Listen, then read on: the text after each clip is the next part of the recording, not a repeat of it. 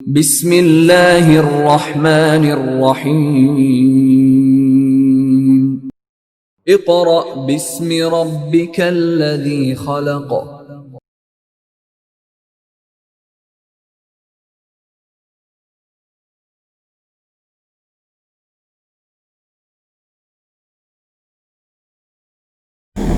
اعوذ باللہ من الشیطان الرجیم بسم اللہ الرحمن الرحیم۔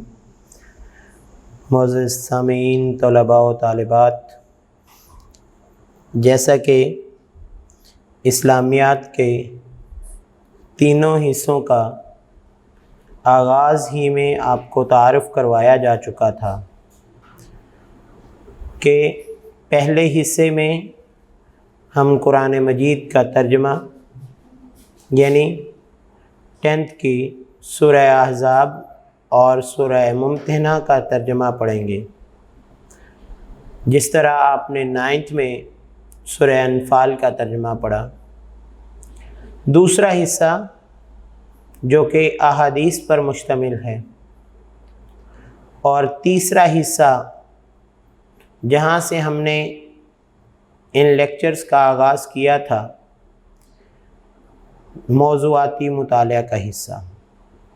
تو موضوعاتی مطالعہ کے کل جو ہیں وہ 4 اسباق ہیں، یعنی 4 باب ہیں، جن میں سے 3 اسباق جو ہیں وہ آپ کو پہلے بھیجے جا چکے ہیں۔ اب ہم آغاز کر رہے ہیں حصہ دوم۔ حصہ دوم میں آپ کی 10 احادیث ہیں، جس طرح 9th میں آپ نے پہلی 10 احادیث کو پڑھا، ان کی تشریح کی۔ اب ہم اس سے اگلے حصے کو یعنی اس سے اگلی 10 احادیث کو پڑھنا شروع کر رہے ہیں۔ تو سب سے پہلے ہمیں یہ پتہ ہونا چاہیے کہ حدیث کسے کہتے ہیں۔ تو بیٹا، حدیث کا مطلب ہے گفتگو، بات چیت، لیکن یہ ایک عام بندے کی گفتگو نہیں، بلکہ نبی آخر الزمان حضرت محمد صلی اللہ علیہ وآلہ وسلم کی گفتگو، حضرت محمد صلی اللہ علیہ وآلہ وسلم کے بتائے ہوئے احکامات اور آپ صلی اللہ علیہ وآلہ وسلم کے بتائے ہوئے طریقے، ان کو احادیث کہا جاتا ہے، جس کے بارے میں حضور اکرم صلی اللہ علیہ وآلہ وسلم نے یہ بات فرمائی، ترکتکم فیکم امرین لن تضلوا ما تمسکتم بہما کتاب اللہ و سنت رسول۔ 2 چیزیں چھوڑ کے جا رہا، جو ان کو پکڑے رکھے گا وہ کبھی گمراہ نہیں ہوگا، اور جو ان پر عمل پیرا ہوگا وہ کامیاب ہو جائے گا۔ اور وہ چیزیں کون سی ہیں؟ کتاب اللہ، اللہ کی کتاب، و سنت رسول، اور پیغمبر کا طریقہ۔ اب وہ سنت جو ہے وہ 2 طریقے سے، ایک وہ عمل ہے جو آپ صلی اللہ علیہ وآلہ وسلم نے خود کر کے دکھایا، لیکن کچھ ایسے اعمال ہیں جن کے بارے میں آپ صلی اللہ علیہ وآلہ وسلم نے احکامات دیے یا فرما دیا۔ تو ایسے اعمال جن کے بارے میں آپ صلی اللہ علیہ وآلہ وسلم نے صرف فرما دیا، ان اعمال کو کیا کہا جاتا ہے؟ ان کاموں کو حدیث بولا جاتا ہے۔ اور حدیث کے یہ معنی جو ہیں یہ اس لیے ہمارے لیے ضروری ہیں کہ اگر ہم ان معنی کو جانتے ہوں گے تو ہم پاک پیغمبر صلی اللہ علیہ وآلہ وسلم کے فرامین کو اچھے طریقے سے سمجھ پائیں گے، ورنہ ہمیں ان کو سمجھنے میں کافی دقت کا سامنا آ سکتا ہے۔ اب دیکھیں، ہماری آج کی جو حدیث ہے اس کو پڑھنے سے پہلے ہم پہلے طریقہ دیکھیں گے۔ سب سے پہلے بیٹا، جب آپ لوگوں نے کسی بھی حدیث کو لکھنا ہے، آپ اس پہ جو اعراب ہیں یعنی زبر، زیر، وہ نہ لگائیں، کیونکہ آپ عربی نہیں ہیں، اور ایک اجمی ہونے کی حیثیت سے اگر زبر اور زیر کا فرق آ گیا تو معنی بدل جاتا ہے۔ اس لیے آپ پہلے حدیث لکھیں، حدیث یہاں پہ آپ نے وہ عربی لکھ دی، اس کے بعد اس کا ترجمہ لکھیں، اور ترجمے میں ایک لفظ کی بھی تبدیلی کی گنجائش نہیں ہے، بلکہ ترجمہ آپ نے ہو بہو وہ لکھنا ہے جو آپ کو بک میں دیا گیا ہے، کیونکہ عربی کے تراجم میں ہمارے لیے بڑی مشکل یہ ہوتی ہے کہ ہم اگر اپنی مرضی کا کوئی بھی ایک لفظ لکھتے ہیں تو ہم نے اس کی گرامر کو نہیں پڑھا ہوتا، لہذا ہمیں اس کے معنی بدلنے کا خدشہ بہت زیادہ ہوتا ہے، لہذا اس کے بعد آپ اس کا ترجمہ لکھیں، اس کے بعد آپ لکھیں حل لغت۔ حل لغت سے مراد کیا ہے؟ الفاظ اور معنی۔ آپ 2 سے 3 الفاظ لکھیں اور ان کے معنی لکھ لیں، اس کے بعد آپ تشریح لکھیں۔ اس تشریح سے پہلے اگر کوئی اس حدیث کا مفہوم بیان کرنا چاہتا ہے تو وہ بہت بہتر ہے، ورنہ آپ اگر 5 سٹیپ میں لے جاتے ہیں، یعنی سب سے پہلے حدیث، اس کے بعد اس کا ترجمہ، اس کے بعد حل لغت، اس کے بعد مفہوم اور اس کے بعد تشریح، تو آپ کے نمبر کٹنے کے خدشات کم ہو جاتے ہیں۔ اگر آپ صرف ترجمہ لکھتے ہیں اور تشریح لکھ دیتے ہیں، اگر تو 3 نمبر کی آئے گی تو پھر تو کوئی مسئلہ نہیں ہے، آپ لوگوں کو 1 نمبر ترجمے کا، 2 نمبر اس کی تشریح کے پورے مل سکتے۔ لیکن اگر آپ کو 5 نمبر کی آتی ہے تو اس میں آپ کے لیے آسانی کیا ہے کہ اگر آپ کے 2 نمبر ترجمے کے ہیں، 1 نمبر وہ آپ کو حل لغت کا دیتا ہے، 1 نمبر آپ کو مفہوم کا دے دیتا ہے، اور تشریح کے 2 نمبر میں سے آپ کو 2 نمبر مل جاتے ہیں، تو آپ کو 5 کے 5 نمبر پورے مل جاتے ہیں۔ تو یہ ایک حدیث کو واضح طریقے سے تشریح کرنے کا طریقہ ہے کہ جب آپ تشریح کرنا چاہ رہے ہیں تو آپ اس کو اس انداز سے بیان کریں کہ سننے والا، دیکھنے والا، پڑھنے والا اس کو سمجھ جائے۔ تو آج کی ہماری حدیث جو ہے، حدیث نمبر 11،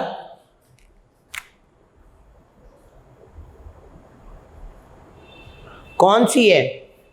الصلاۃ عماد الدین۔ اب اس کے لکھنے کا ایک اور بھی طریقہ ہے، اگر آپ پوری عربی نہیں لکھتے، آپ لکھتے ہیں الصلاۃ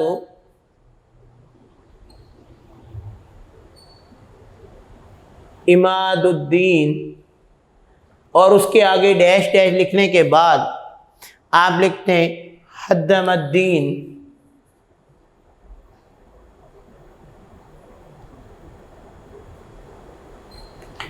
تو بھی طریقہ ٹھیک ہے، لیکن اگر کوئی پورا لکھ دے تو وہ بہت بیٹر ہے۔ الصلاۃ عماد الدین ومن اقامها فقد اقام الدین ومن هدمها فقد هدم الدین۔ اس سے مراد کیا ہے؟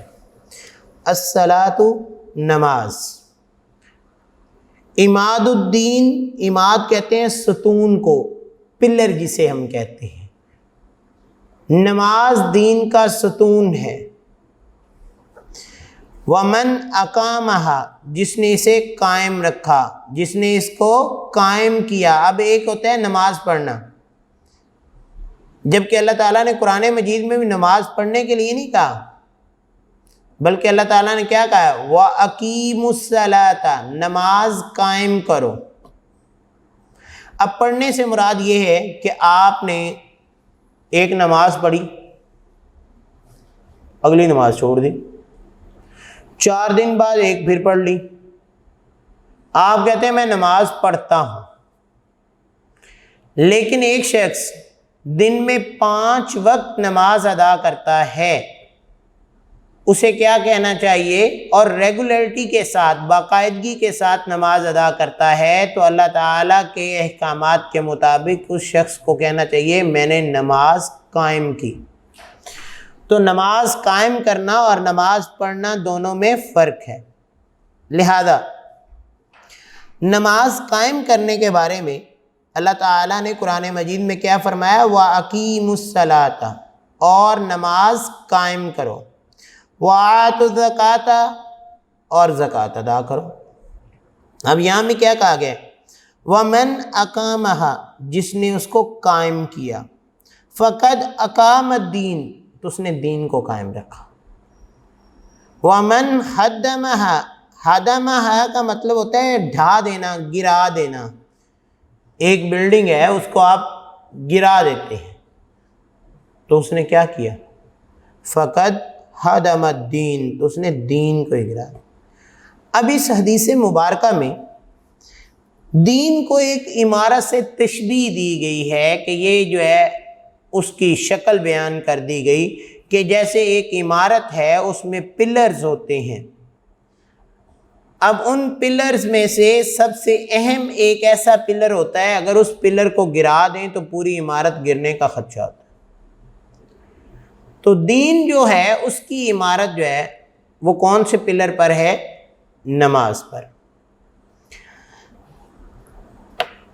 جس کا ستون نماز ہے اور جس نے اس ستون کو قائم رکھا گویا اس نے دین کی عمارت کو قائم رکھا، اور جس نے اس ستون کو گرا دیا تو گویا اس نے پورے دین کی ہی عمارت کو گرا دیا۔ اس سے نماز کی اہمیت واضح کی گئی ہے۔ ہر مسلمان کے لیے روزانہ 5 مرتبہ ایمان کے امتحان کا موقع آتا ہے۔ اب وہ موقع کب کب آتا ہے؟ سب سے پہلی چیز کہ ایمان کا موقع ہمارے پاس پہلی دفعہ کب آتا ہے؟ جب ہم فجر کے ٹائم مؤذن کہتا ہے اللہ اکبر اللہ اکبر، اذان پڑھتے پڑھتے پہنچتا ہے حی علی الصلاۃ حی علی الفلاح، آؤ کامیابی کی طرف۔ لیکن اس کے بعد جو لوگ تو اذان سنتے ہیں ان کو تو یاد ہوگا، بیٹا جو آپ میں سے سو کی 11 بجے اٹھتے ہیں ان کو کیا پتا کہ فجر کی اذان میں کیا تبدیلی ہے۔ تو اس کے بعد جو مؤذن ہوتا ہے وہ یہ بھی فجر کے وقت سب سے پہلے یہ کہتا ہے الصلاۃ خیر من النوم، نماز نیند سے بہتر ہے۔ تو اس کا مطلب کیا ہے کہ اللہ تعالیٰ نے جب بلاوا بھیجا تو اللہ تعالیٰ نے ساتھ ساتھ طریقہ بھی بتایا۔ جب کہا حی علی الصلاۃ حی علی الفلاح، اس کا مطلب کیا ہے؟ آؤ کامیابی کی طرف، آؤ کامرانی کی طرف۔ ساتھ ہی کہہ دیا الصلاۃ خیر من النوم، نماز نیند سے بہتر ہے۔ لہذا جب مؤذن فلاح کی طرف بلاتا ہے تو جو ایمان والا ہوتا ہے، جو نماز کو قائم کرنے والا ہوتا ہے، وہ اس پکار پر، اس بلاوے پر لبیک کہتے ہوئے اٹھ کر مسجد کی طرف چلا جاتا ہے۔ اور جو مسجد کی طرف جاتا ہے گویا وہ اپنے ایمان کی صداقت اور گواہی دے رہا ہوتا ہے کہ یا اللہ میرا ایمان سچا ہے، یا اللہ تو نے بلاوا بھیجا، میں اٹھ کر تیرے گھر میں آ گیا، یا اللہ تو نے پیغام بھیجا، تو نے کہا آؤ کامیابی کی طرف، میں بھاگ کے مسجد کی طرف آ گیا ہوں، تیرے بلاوے پر میں تیرے گھر کی طرف آ گیا ہوں، اب مجھے کامیابی سے ہمکنار فرما۔ اس کے علاوہ نماز ہی وہ عمل ہے جس کے ذریعے اللہ تعالیٰ سے تعلق اور رابطہ قائم رہتا ہے، اور جب کوئی نماز چھوڑ دیتا ہے تو اللہ تعالیٰ سے اس کا رابطہ منقطع ہے۔ اب یہاں پہ میں آپ کو بیٹا ایک بات بتاتا جاؤں، اللہ کے پیغمبر نے یہاں پہ ایک اور حدیث فرمائی جو کہ نماز کے بارے میں ہے۔ اللہ کے پیغمبر نے فرمایا بین العبد و بین الکفر ترک الصلاۃ، بین العبد بندے کے درمیان، مطلب مومن کے درمیان، ایمان والے کے درمیان، اللہ کی بندگی کرنے والے کے درمیان، و بین الکفر اور کافر کے درمیان فرق کس چیز کا ہے؟ ترک الصلاۃ، نماز کا۔ جو مومن ہے نماز کا وقت آتا ہے وہ مسجد کی طرف دوڑتا ہے، اور جو انکار کرنے والا ہے اس کو اس بلاوے پر کسی قسم کی کوئی جنبش نہیں آتی، اس کے ذہن میں کوئی خیال نہیں آتا۔ تو دیکھیں بیٹا، یہ حدیث نہ صرف ہم نے سلیبس کے لیے پڑھنی ہے، بلکہ ہم ساتھ ساتھ یہ بھی دیکھیں کہ اللہ کے پیغمبر نے جو ہمیں احکامات بیان کیے ہیں وہ کتنے اہم ہیں، اور ان احکامات میں اللہ کے پیغمبر نے کیا ہمیں حکم دیا ہے کہ جو شخص نماز ادا کرتا ہے وہ اللہ کا بندہ ہے، اللہ کی طرف سے اللہ نے اسے ایمان کی کس سے؟ نعمت سے نوازا ہے۔ لیکن جو شخص نماز ادا نہیں کرتا اس کی مثال تو آپ نے سن لی کہ اللہ کے پیغمبر نے فرما دیا، جن کی بات میں کوئی شک ہی نہیں ہے، جن کے بارے میں تو اللہ نے فرمایا کہ پیغمبر جب بھی بولتا ہے میرے حکم سے بولتا ہے۔ تو دیکھ لیں کہ اللہ کے پیغمبر نے فرمایا کافر اور مومن کے درمیان فرق صرف نماز کا ہے۔ مومن نماز کے وقت دوڑتا ہے مسجد میں، کافر اپنی جگہ بیٹھا رہتا ہے۔ تو ہم لوگ اپنا محاسبہ کرتے ہوئے اپنا خیال رکھیں کہ ہم کیا کرنا چاہتے ہیں۔ اگر تو ہم کافروں کے ساتھ شامل ہونا چاہتے ہیں تو ہم اپنی جگہوں پر بیٹھے رہیں، ورنہ جب اللہ کی طرف سے بلاوا آئے اللہ اکبر تو فوراً ہم مسجد کی طرف چلے جائیں۔ تو اللہ تعالیٰ سے دعا ہے کہ اللہ تعالیٰ اس حدیث کو پڑھنے کے بعد یاد کرنے کی توفیق عطا فرمائے، اور اس کے بعد اس میں سے ہمیں مارکس بھی دے اور اس پر عمل کرنے کی بھی توفیق عطا فرمائے، اور انشاءاللہ ان احادیث کو پڑھنے کے ساتھ اگر ہم چاہیں تو ہماری زندگی بدل سکتی ہے۔ وما علینا الا البلاغ۔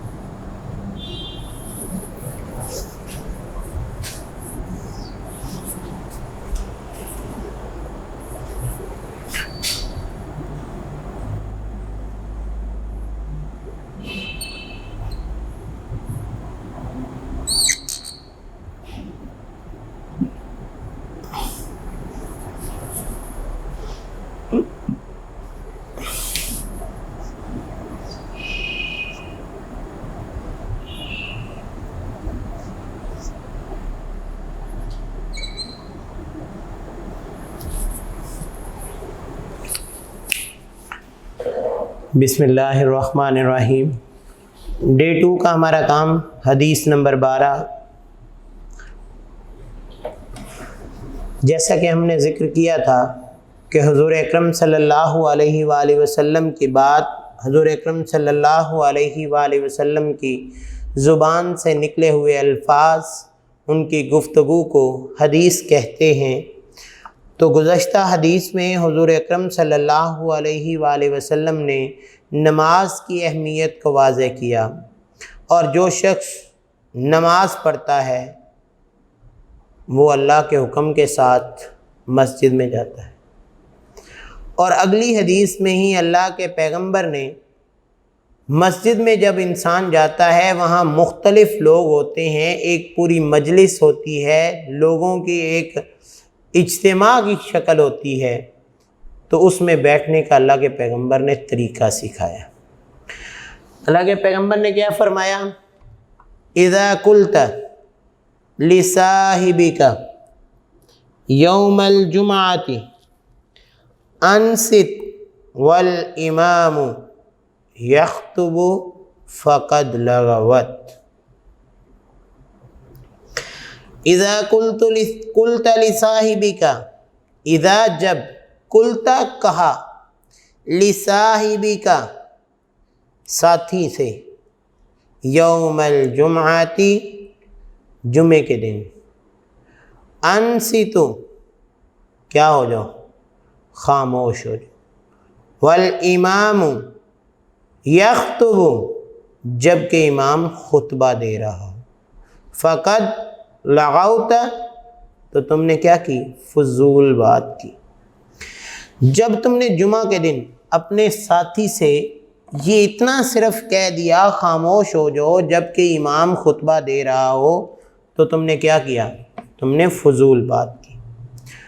تو اس حدیث مبارکہ میں سب سے پہلے اللہ کے پیغمبر نے ہمیں مسجد کے آداب سکھائے۔ مسجد کے آداب کے ساتھ ساتھ اللہ کے پیغمبر نے مجلس کے آداب سکھائے کہ جب بھی آپ کسی مجلس میں بیٹھے ہو، ایک بندہ بات کر رہا ہو تو دوسروں کو اس کی بات توجہ سے سننی چاہیے، جب دوسرا بات کر رہا ہو تو پہلے سنیں۔ یہ مجلس کے آداب ہے۔ دوسرا، مسجد کے آداب کیا ہیں کہ جب تم مسجد میں جاؤ تو خاموشی سے بیٹھو، حتیٰ کہ تمہیں اتنی بھی اللہ کے پیغمبر نے اجازت نہیں دی کہ دوسروں کو منع کرو۔ کس صورت میں؟ جب امام خطبہ دے رہا ہو۔ یہ عام ماحول کی بات نہیں ہے کہ جب ابھی نماز کا وقت نہیں ہوا، مسجد میں بیٹھے ہیں، کوئی شور کر رہا ہے، آپ اسے خاموش کہہ سکتے ہیں، لیکن جب امام خطبہ شروع کر دے تو آپ پوری توجہ کے ساتھ، انہماک کے ساتھ امام کی بات کو سنا۔ علم کا پہلا ادب یہ ہے کہ علم کی بات کو خاموشی اور توجہ سے سنا جائے۔ واعظ و نصیحت سے فائدہ اٹھانے کے لیے بھی ضروری ہے کہ سب سے پہلے اسے توجہ سے سنا جائے۔ اب دیکھیے، کوئی بندہ آپ کو واعظ کر رہا ہے، کوئی نصیحت کر رہا ہے، اگر آپ اس کو توجہ سے سن رہے ہیں تو وہ نصیحت کارآمد۔ اگر آپ اس کو دھیان نہیں دے رہے، سنی انسنی کر رہے ہیں، تو پھر آپ کو نہ تو اس کی بات کی سمجھ آئے گی اور نہ ہی آپ اس پر عمل کر پائیں گے۔ جب بات کی سمجھ نہیں آئے گی تو آپ کے لیے وہ بات فضول ہے۔ لہذا سب سے پہلے یہ بات تاکید کی گئی کہ جتنے بھی لوگ مسجد میں جمعہ پڑھنے آئیں وہ خاموشی کے ساتھ پہلے بات کو سنیں، اس میں کسی کو خاموش کروانے یا کسی کو کوئی بھی بات کہنے کی اجازت نہیں۔ جمعہ کا خطبہ جو کہ اسلامی تعلیمات کے بارے میں رہنمائی کا ذریعہ ہے، اسے خاموشی اور توجہ سے سنا جائے۔ اب یہ صرف اسلامی تعلیمات نہیں ہوتی، اسلامی تعلیمات کے ساتھ ساتھ اگر ہمارے علماء جو ہیں وہ ہمیں ہمارے معاشرتی اور معاشی مسائل میں بھی رہنمائی فراہم کرنا چاہیں تو وہ بھی قرآن مجید میں موجود ہے اور وہ ہمیں بتا سکتے ہیں۔ دیکھیں، معمولی سی باتیں ہوتی ہیں۔ اگر ایک شخص کچھ کماتا ہے تو قرآن کیا کہتا ہے؟ حلال کماؤ۔ تو امام صاحب اگر خطبے میں حلال کمانے کے طریقے بیان کر رہے ہیں تو یہ ہمارا معاشی مسئلہ ہے جس کو قرآن نے اچھے طریقے سے بیان کر۔ جب کما لیا ایک بندے کو، اللہ تعالیٰ نے مال و دولت سے نواز دیا، تو پھر اگلا مرحلہ اس کو خرچ کرنے کا، تو آپ اٹھائیں۔ سورہ بقرہ میں اللہ تعالیٰ نے کمائے ہوئے مال کو خرچ کرنے کے طریقے بیان کیے۔ تو اسی طرح کیا ہے،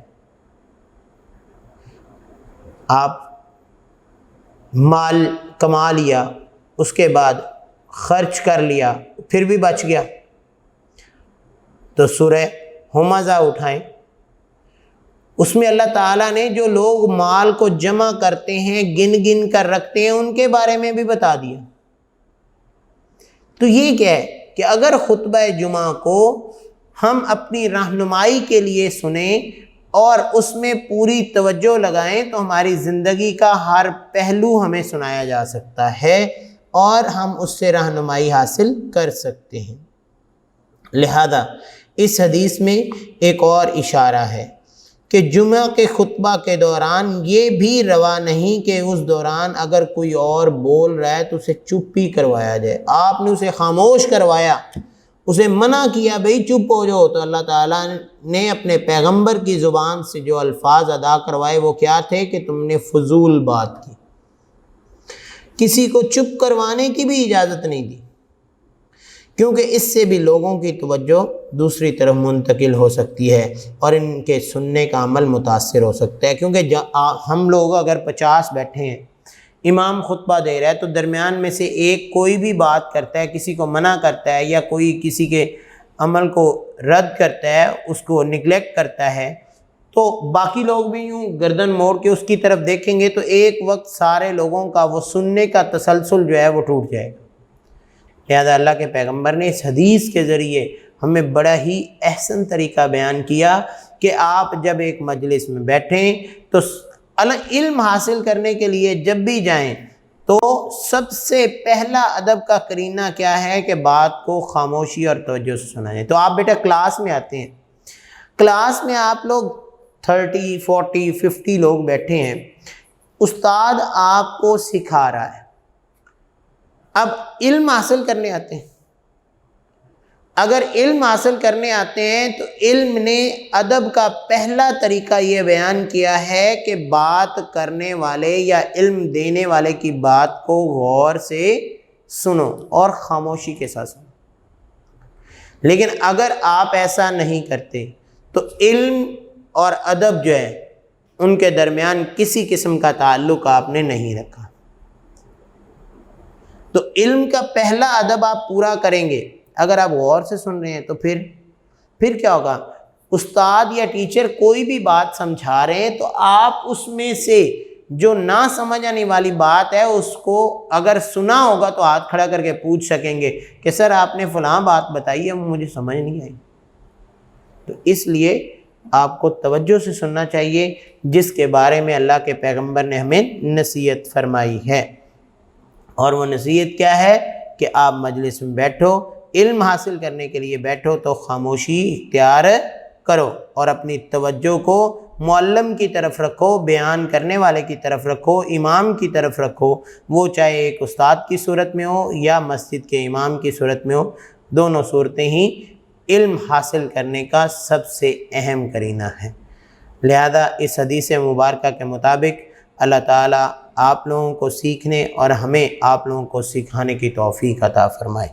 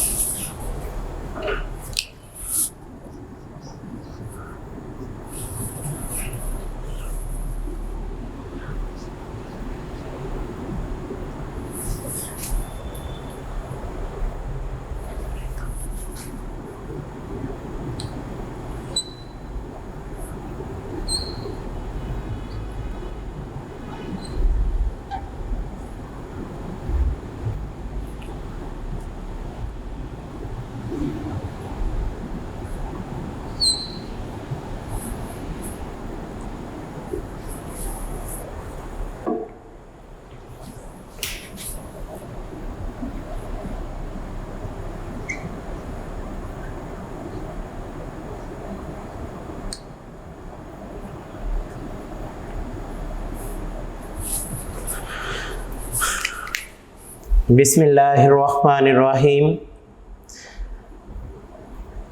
حدیث نمبر 13، من تخطى رقاب الناس یوم الجمعۃ اتخذ جسرا الى جہنم۔ بڑی پیاری حدیث۔ اللہ کے پیغمبر کی ایک بات پڑھو تو اگلی بات جو ہے نا ہمیں اس سے بڑھ کے لگتی ہے، لیکن ان لوگوں کو لگے گی جن لوگوں کا تعلق اللہ اور اس کے رسول سے جڑا ہوگا، جن لوگوں کی وابستگی اللہ اور اس کے رسول کے ساتھ منسلک ہوگی۔ اب اس حدیث میں اللہ کے پیغمبر نے ایک اور ہمیں مجلس کا طریقہ ادب بتایا، انسانیت کا احترام سکھایا، تہذیب کا سلیقہ سکھایا، کسی جگہ جانے کا نظم و ضبط سکھایا۔ وہ کیا تھا کہ اللہ کے پیغمبر نے فرمایا من تخطى رقاب الناس، جو شخص جمعہ کے دن لوگوں کی گردنوں پر سے پھلانگ کر گیا، اتخذ جسرن الی جہنم، تو اس نے جہنم کی طرف پل بنایا، مطلب اس نے اپنا راستہ جہنم کی طرف بنا۔ اس حدیث میں حضور اکرم صلی اللہ علیہ وآلہ وسلم نے مجلس کے آداب بیان کیے، آداب جمعہ،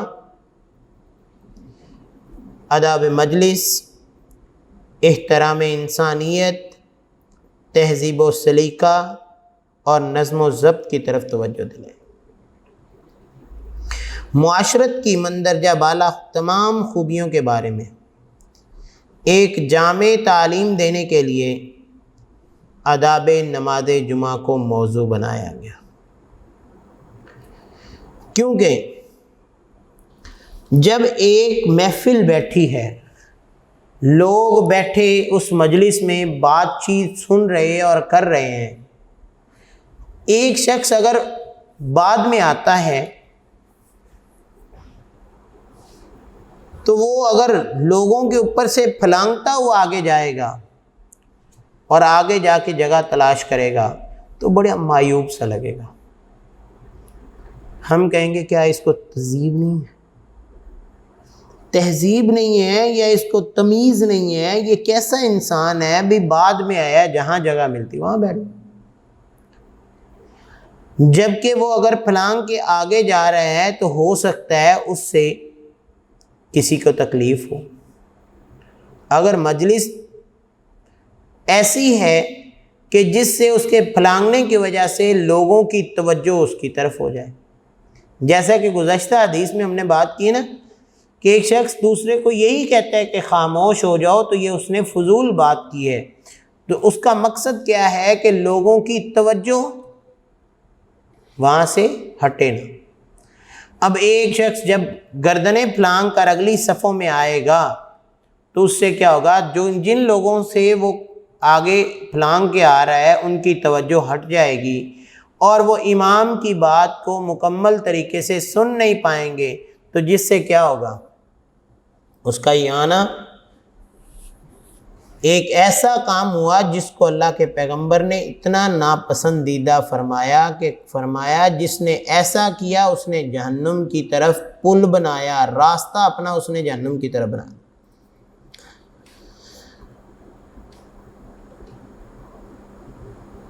تو معاشرت کی مندرجہ بالا تمام خوبیوں کے بارے میں ایک جامع تعلیم دینے کے لیے آداب نماز جمعہ کو موضوع بنایا۔ جب جمعے کا خطبہ ہو رہا ہو تو بعد میں آنے والے پہلے سے بیٹھے ہوئے لوگوں کی گردنوں کو پھلانگ کر نہ جائیں، کیونکہ یہ بات آداب مجلس کے خلاف ہے اور پہلے سے بیٹھے ہوئے لوگوں کے احترام کے بھی خلاف ہے۔ آپ کسی کے اوپر سے جائیں گے تو یہ اس کی بے عزتی محسوس ہوگی، نیز تہذیب و سلیقہ کے بھی منافی ہے، لہذا شائستگی کے ساتھ، خاموشی کے ساتھ آپ دیر سے آئے ہیں، جہاں جگہ ملتی ہے وہیں بیٹھ جائیں۔ اس سے کیا ہوگا کہ اس سے آپ تمام لوگ جو ہیں وہ امام کی بات کو توجہ کے ساتھ سن پائیں گے اور اس سے اللہ تعالیٰ آپ کو اس کا اجر بھی دیں گے، بجائے اس کے کہ آپ نے جو اجر حاصل کرنا تھا اس کے بدلے میں آپ اللہ کے پیغمبر کی حدیث کے مطابق آپ نیکی لینے آئے ہیں اور آپ جہنم کی طرف اپنا پل بنانا شروع کر دیں۔ اس سے بہتر یہ ہے کہ جب جمعے والے دن لوگ پہلے آ کے بیٹھ جائیں تو ان کی گردنوں پر سے پھلانگنے سے بہتر یہ ہے کہ جگہ جہاں ملے وہاں بیٹھیں، نہ تو لوگوں کی عزت میں فرق آئے، نہ لوگوں کو اس کی تہذیب بری لگے، نہ لوگوں کو اس کا طریقہ انداز برا لگے، اور نہ ہی وہ اللہ کے رسول کی سنت کے خلاف ورزی کرے، بلکہ اگر وہ اللہ کے سنت کی خلاف ورزی کرے گا تو اللہ تعالیٰ کیا کر دیں گے، اسے وعید سنا دی ہے۔ وہ وعید کون سی ہے؟ جو پیغمبر نے فرمایا اس نے جہنم کی طرف اپنا پل بنایا۔ لیکن اگر وہ وہیں بیٹھ جاتا ہے، اللہ کے پیغمبر کے حکم کے مطابق امام کی بات کو غور سے سنتا ہے، تو ہو سکتا ہے کہ اللہ تعالیٰ جو ہے انہیں اتنا زیادہ عطا کر دیں کہ جس کی وجہ سے وہ خوش ہو جائیں۔ ایک واقعہ مجھے اسی طرح یاد آ رہا ہے کہ اللہ کے پیغمبر نے ایک دفعہ خطبہ ارشاد فرما رہے تھے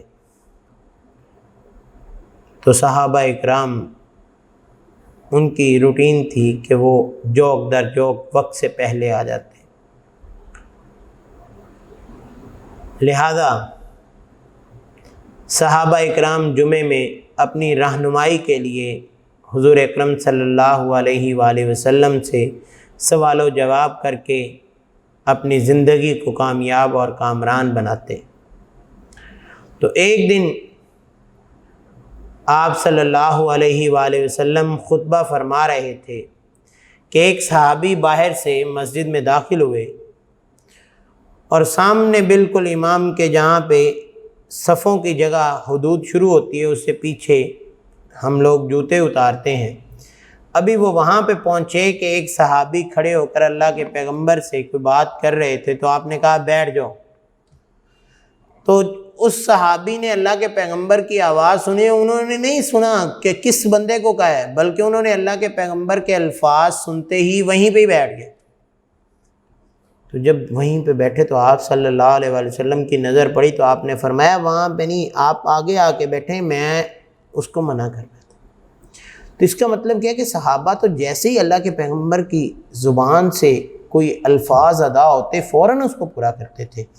تو یہ اللہ کے پیغمبر کے حکم کے مطابق جمعہ کے دن لوگوں کی گردنوں پر سے پھلانگنے کو منع فرمایا گیا۔ لہذا اللہ تعالیٰ سے دعا ہے کہ اللہ تعالیٰ ہمیں بھی ایسے تمام امور پر عمل کرنے کی توفیق عطا فرمائے۔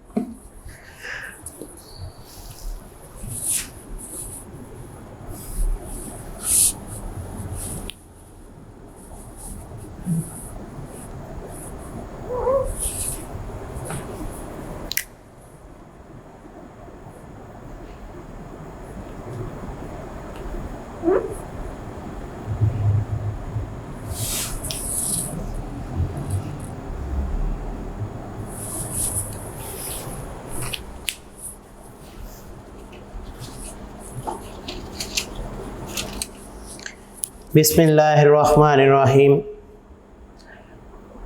ڈے 4 میں ہم حدیث مبارکہ پڑھیں گے جو اللہ کے پیغمبر نے نماز کے بارے میں ہمیں ایک سلیقہ سکھایا۔ اذا اقیمت الصلاۃ اذا اقیمت الصلاۃ فلا تأتوها تسعون وآتوها تمشون وعليكم السكينة فما أدركتم فصلوا وما فاتكم فاتموا۔ بڑی پیاری حدیث۔ اذا جب، اقیمت الصلاۃ اقیمہ قائم کرنا، کھڑے ہو جانا، صلاۃ نماز، جب نماز کھڑی ہو جائے، فلا تأتوها تو دوڑتے ہوئے نہ، تسعون وآتوها تمشون وعلیکم السکینہ بلکہ اطمینان کے ساتھ آؤ، وقار کے ساتھ آؤ اور سکون سے چلتے ہوئے آؤ۔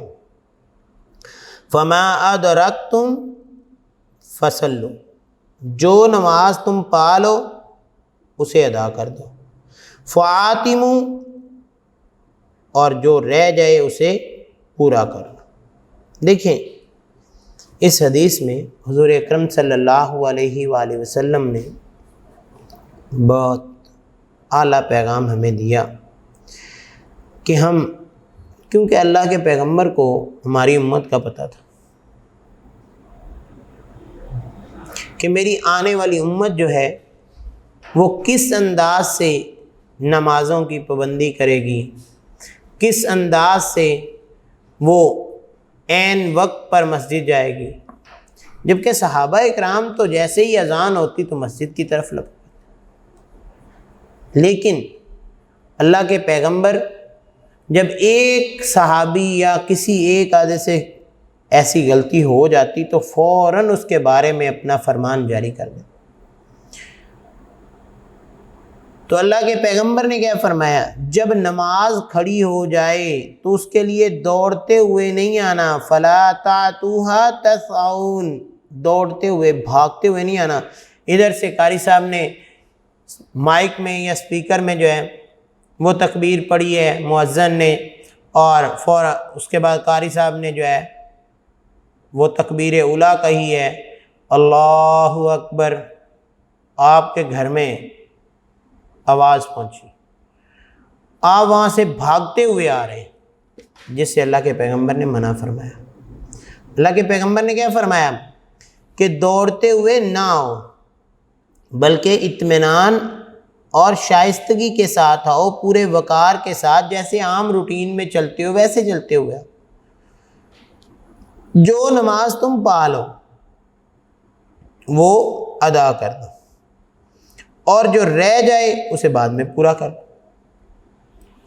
فرض کیا ہم گھر سے چلیں، مسجد پہنچے ہیں، قاری صاحب نے ظہر کی 2 رکعتیں ادا کر لی ہیں، باقی 2 رکعتیں، تو ہم نماز کے ساتھ جماعت کے ساتھ شامل ہوئے ہیں، 2 رکعتیں ہم نے قاری صاحب کے ساتھ ادا کر لی ہیں. تو اس کے بعد باقی سب نے سلام پھیر دیا ہے، آپ سلام نہیں پھیرو، آپ کھڑے ہو اور اس نماز کو پورا کرو، یعنی باقی 2 رکعتیں بھی ادا کرو. تو یہ حکم کس نے دیا؟ اللہ کے پیغمبر نے. اس حدیث میں با جماعت نماز کے آداب کی طرف رہنمائی فرمائی گئی. وہ یہ کہ اول تو ہم با جماعت نماز ادا کرنے کے لیے وقت پر مسجد پہنچیں. پہلی تو یہی چیز ہے کہ ہم وقت پر پہنچیں اور تکبیر اولیٰ میں شریک ہوں. اور بالفرض، لیکن ہمارے یہاں پہ عموماً ایسا ہوتا ہے، بالفرض کسی مجبوری کی وجہ سے کوئی شخص تکبیر اولیٰ سے رہ جائے یا مسجد میں تاخیر یعنی دیر سے پہنچے اور نماز ادا ہو رہی ہو، یعنی ایک شخص ہے، اس کا گھر ہی مسجد سے بہت دور ہے، اذان شروع ہوتی ہے وہ گھر سے چلنا شروع کر دیتا ہے، کیونکہ اس دور میں گھڑیاں نہیں ہوتی تھیں، مؤذن بھی یہ مائک آج کل کے نہیں ہوتے تھے کہ میلوں تک آواز جائے، بلکہ مؤذن مسجد کی چھت پر کھڑے ہو کر اونچی آواز میں اذان پڑھتے تھے. تو اگر اس نے گھر سے چلنا شروع کیا ہے لیکن اس کا گھر دور ہے، اس کے پہنچنے تک نماز شروع ہو گئی ہے، تو بجائے اس کے کہ وہ گھر سے بھاگتا ہوا آئے، وہ اطمینان سے آئے. تو اللہ کے پیغمبر نے فرمایا نماز ادا ہو رہی ہو تو بھاگتے دوڑتے جماعت میں شامل ہونے کی کوشش نہیں کرنی چاہیے. اب پہلی تو چیز یہ ہے کہ اگر بندہ گھر سے چلا ہے، چلو وہ گھر سے باہر مسجد کے باہر اگر تیز قدم بھی چل دیے، لیکن مسجد کے اندر تو یہ مسجد کے وقار کے خلاف ہے کہ آپ نے وضو کیا اور بھاگتے ہوئے آپ مسجد میں جائیں، نہیں، بلکہ آپ نے وضو کیا، آپ اطمینان کے ساتھ آرام سے مسجد چل جائیں. اس سے مسجد کی بھی عزت و تکریم باقی رہے گی، بلکہ ہر ممکن وقار اور متانت کا خیال رکھنا چاہیے. سلیقہ یہ ہے کہ شائستگی کے ساتھ چل کر آرام سے جماعت میں شامل ہو جائیں. جتنی رکعتیں جماعت کے ساتھ نصیب ہو جائیں ان کو جماعت کے ساتھ پورا کر لیں، باقی کو بعد میں پورا کر لیا جائے.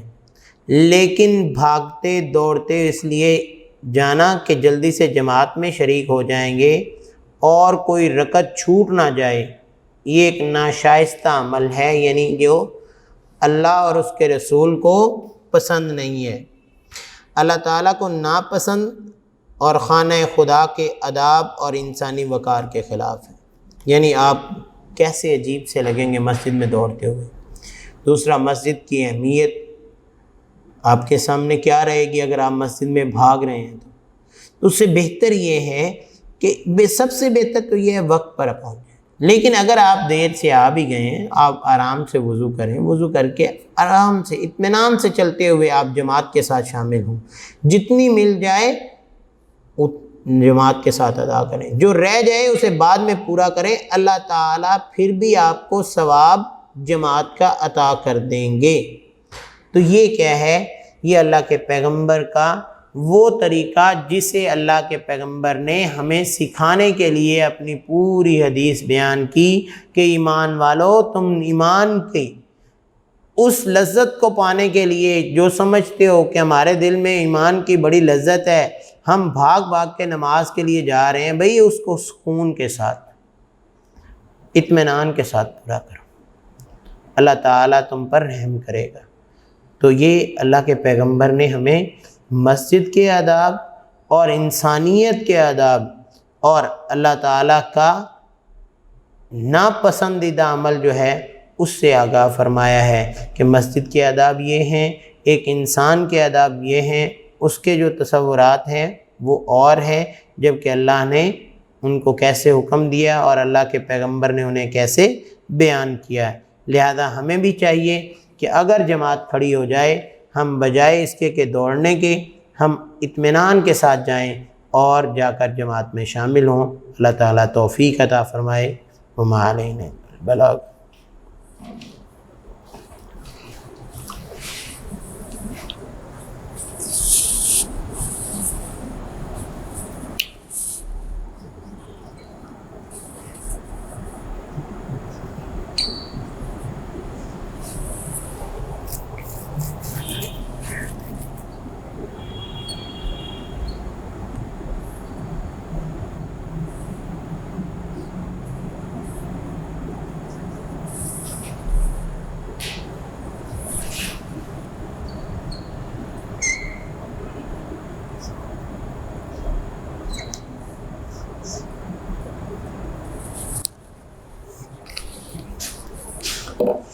بسم اللہ الرحمن الرحیم۔ ڈے 5 میں ہماری آج کی حدیث ہے بیٹا، من صام رمضان وقامہ ایمانا واحتسابا غفر له ما تقدم من ذنبہ۔ حدیث نمبر 15، من جو شخص، جو کوئی، ساما روزے رکھے، ساما روزے رکھے، رمضان رمضان کے، جس نے رمضان کے روزے رکھے، وقامہ، قامہ کا مطلب ہوتا ہے قائم کرنا، اور اس نے قائم کیا، کس چیز کو قائم کیا؟ نماز کو قائم کیا، اور اس نے نماز کو قائم کیا، ایماناً، ایمان کی نیت سے اور اجر کی نیت سے، واحتساباً اور اجر کی نیت سے، غفر لہ ما تقدم من ذنبی، تو اس کے غفر لہ معاف کر دیے گئے، ما تقدمہ گزشتہ جتنے بھی اس کے گناہ تھے۔ تو جس نے، اللہ کے پیغمبر نے فرمایا کہ جس نے ایمان اور اجر کی نیت سے رمضان کے روزے رکھے اور اس کی راتوں میں قیام کیا، نماز کو قائم کیا، نوافل ادا کیے، اس کے پہلے گناہ معاف کر دیے گئے، کیونکہ حضور صلی اللہ علیہ وآلہ وسلم نے روزے کی اہمیت کو بہت واضح کیا، کیونکہ آپ نے اللہ کے فرمان کو سب سے پہلے فرما دیا کہ اللہ تعالیٰ فرماتے ہیں باقی تمام چیزوں کا ثواب فرشتے لکھتے ہیں، جبکہ روزے کے بارے میں اللہ تعالیٰ کیا کہہ دیتے ہیں؟ الصوم لی وانا اجزی بہ، روزہ میرے لیے اور اس کا اجر بھی میں ہی دوں گا۔ اور یہ صرف امت مسلمہ کے لیے نہیں، بلکہ اللہ تعالیٰ نے قرآن مجید میں کیا فرمایا تھا؟ سورہ بقرہ میں آتا ہے، کتب علیکم الصیام کما کتب علی الذین من قبلکم، تم پر روزے صرف اسی انداز سے بیان کیے گئے، فرض کیے گئے جس انداز سے تم سے پہلے لوگوں پر فرض کیے گئے تھے۔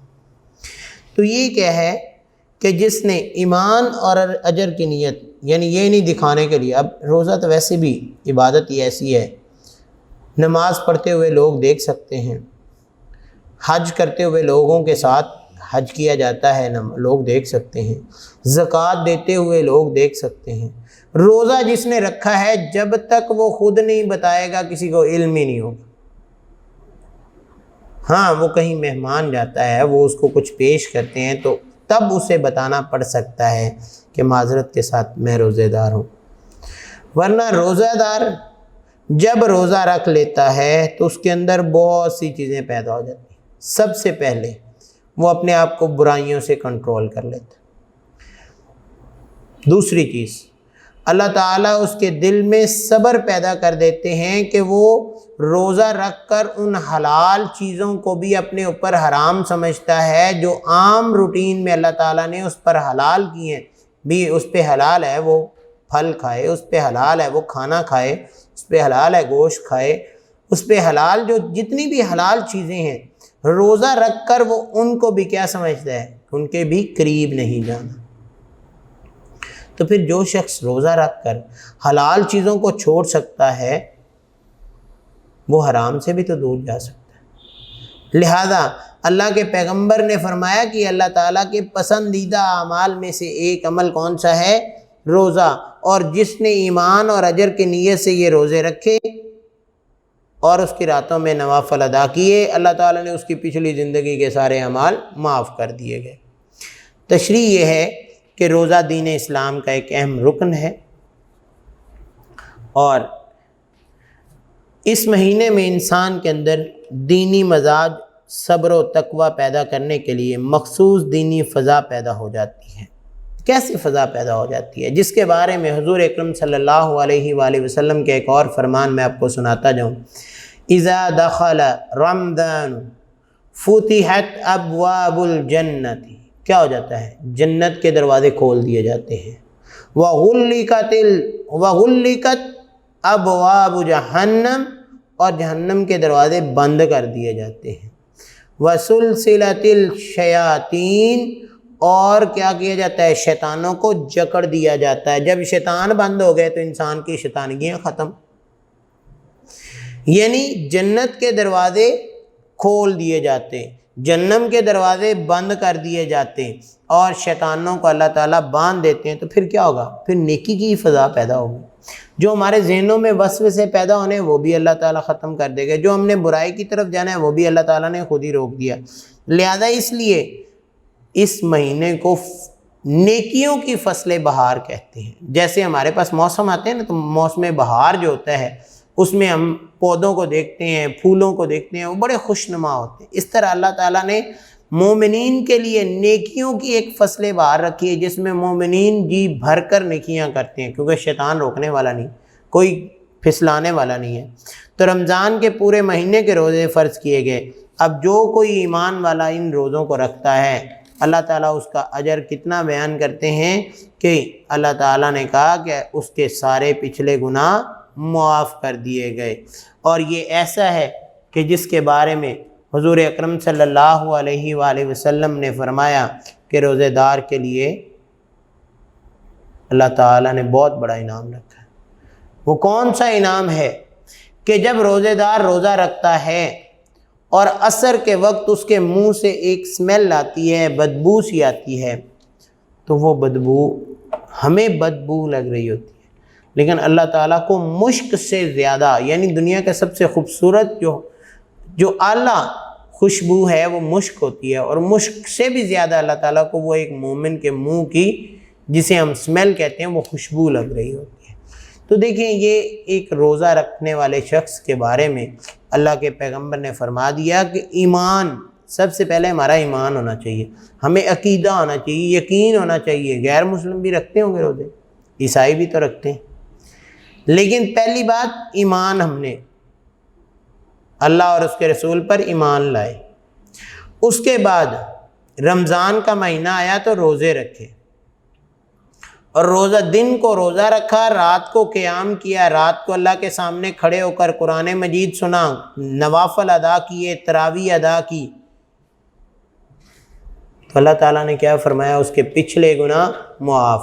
تو پھر دیکھیں، ہمیں مومنین کے لیے، جو ایمان والے لوگ ہیں، اللہ تعالیٰ نے معمولی سے کام جن کو فرائض قرار دیا، ان کو اتنا زیادہ بڑھا کے بیان کر رہے ہیں۔ اب ایک بندہ پچھلی ساری زندگی گناہ کرتا رہا، اللہ تعالیٰ نے اس کی زندگی میں رمضان کا مہینہ لے آئے، اس نے صرف رمضان کا مہینہ عبادت کی ہے، اور اس کے دل میں پختہ ہو گیا کہ اب میں پچھلے تمام گناہوں سے معافی مانگتا ہوں، یا اللہ مجھے آگے جو ہے وہ گناہوں سے بچا کے رکھ۔ جس کے بدلے میں کیا ہوا؟